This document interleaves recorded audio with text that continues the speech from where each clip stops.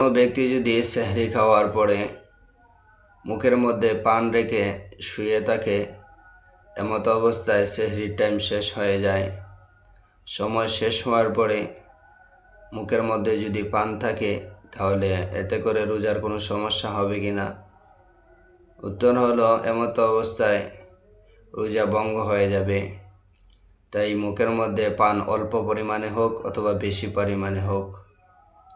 মাসালাটি উল্লেখ করা আছে রদ্দুল মুখতার আলা দুরুল মুখতার ৩ নং খণ্ড ৩৭৪ নং পৃষ্ঠায়। ফতোয়া হিন্দিয়ার মধ্যে উল্লেখিত আছে ১ নম্বর খণ্ড ২৬৫ নং পৃষ্ঠায়। ইমদাদুল ফতোয়ার মধ্যে রয়েছে ২ নং খণ্ড ১৩০ নং পৃষ্ঠার মধ্যে।